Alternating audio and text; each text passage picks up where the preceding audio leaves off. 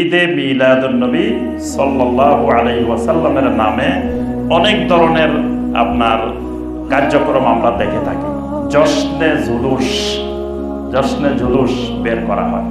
তারপরে অসংখ্য জন্মদিন উপলক্ষে, নবী সাল্লাল্লাহু আলাইহি ওয়াসাল্লামের বার্থডে উপলক্ষে অনেক অনুষ্ঠান উদযাপন করা হয়। আমরা বাংলাদেশে দেখি সব জায়গায়।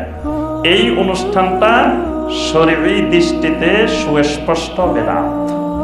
নবী সাল্লাল্লাহু আলাইহি ওয়াসাল্লামের জন্মের নামে যত রকমের উদযাপন অনুষ্ঠান আছে সবগুলো সুস্পষ্ট বেদাত, যে ব্যাপারে কোনো সন্দেহের অবকাশ নাই। প্রথম কথা, কেন বেদাত? এক নম্বর কথা, কোরআনে কারিমে এবং নবী সাল্লাল্লাহু আলাইহি ওয়াসাল্লামের কোনো সহিহ হাদিসে এই ব্যাপারে কোনো নির্দেশনা নাই। বরং ইসলাম জন্মদিন পালন করাকে নিরুৎসাহিত করেছে। কারো জন্মদিনে না। নবী সাল্লাল্লাহু আলাইহি ওয়াসাল্লাম জীবনে কারো জন্মদিন পালন করেন নাই, নিজেরও করেন নাই, কোনো সাহাবীরও করেন নাই, কোনো স্ত্রীরও করেন নাই, কোনো মেয়েরও করেন নাই, কারোই করেন নাই। বরং জন্মদিন একটা অমুসলিমদের রীতি, খ্রিস্টানদের রীতি, ইহুদিদের রীতি। নবী সাল্লাল্লাহু আলাইহি ওয়াসাল্লাম এটার সারা জীবন বিরোধিতা করেছেন। সুতরাং নবী সাল্লাল্লাহু আলাইহি ওয়াসাল্লামের জন্মদিন উপলক্ষে জন্মদিন পালন করা এটা কোরআন সুন্নাহ সমর্থিত নয়। কোরআনে কারীমের একটি আয়াতের অপব্যাখ্যা করা হয়। সূরা ইউনূসের ৫৮ নম্বর আয়াতটা, কুল বিফাদলিল্লাহি ওয়া বিরাহমাতিহি ফাবিযালিকা ফালিয়াফরাহু। তারা বলে যে এখানে আল্লাহ বলছেন ফালিয়াফরাহু, আনন্দ করতে বলছেন, খুশি হতে বলছেন। এখন কথা হলো, আয়াত এটা তো সাহাবায়ে কেরামের যুগেও ছিল, তাবেঈনে কেরামের যুগেও ছিল, তাবেঈনে কেরামের যুগেও ছিল, ইমাম আবু হানিফা রাহমাতুল্লাহি আলাইহির যুগেও ছিল, ইমাম শাফিঈ মালিক রাহমাতুল্লাহি আলাইহির যুগেও ছিল, ইমাম বুখারী রাহমাতুল্লাহি আলাইহির যুগেও ছিল। তো তারা আয়াত এটা বুঝেন নাই যে আয়াত এটা দিয়ে ঈদে মিলাদুন্নবী পালন করার কথা বলা হয়েছে। তারা কেউ বুঝলেন না। 1400 বছর পরে আসে বুঝে গেলে এটা হলো তাদের চেয়ে বেশি বুঝে।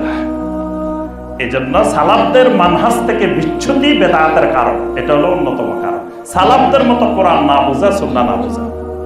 দ্বিতীয় কারণ, এটা সাহাবায়ে কেরামের যুগে, তাবেঈনদের যুগে, তাবেঈনদের যুগে কখনো এই ঈদে মিলাদুন্নবী সাল্লাল্লাহু আলাইহি ওয়াসাল্লাম নামে কোন ধরনের অনুষ্ঠান পালিত হয় নাই।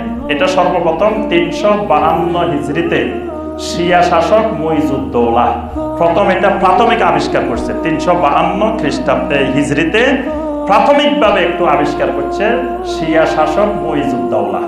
পরবর্তীতে এসে 604 হিজরিতে, মানে নবী সাল্লাল্লাহু আলাইহি ওয়াসাল্লামের ওফাতের প্রায় 600 বছর পরে আরেকজন শিয়া গভর্নর, ইরাকের ইরবিল প্রদেশের গভর্নর আবু সাঈদ কুকুবুরি, এই লোকটা শিয়া শাসক, এই লোক ব্যাপক আকারে এই ঈদে মিলাদুন্নবীর আবিষ্কার করে। মূল উদ্ভাবক এই লোকটা, এই আবু সাঈদ মুজাফফরউদ্দিন আবু সাঈদ কুকুবুরি, ইরাকের ইরবিল প্রদেশের শাসনকর্তা, গভর্নর ছিলেন। তো তিনি এই বেদাতটা আবিষ্কার করেছেন। পরবর্তীতে আরো পরে এসে 762 হিজরিতে এসে তাকিউদ্দিন সুবুকি নামে আরেকজন মিলাদের সাথে কিয়ামের আবিষ্কার করছে। অর্থাৎ এগুলো অনেক পরে আবিষ্কৃত বিষয়। সুতরাং এই বিষয়গুলো সম্পূর্ণ বেদাত। আর বেদাত যেটা, বেদাতের পরিণতি জাহান্নাম। কুল্লু বেদাতিন দলালা ওয়া কুল্লু দলালাতিন ফিন্নার। এজন্য আমাদের সবাইকে এর থেকে বিরত থাকতে হবে।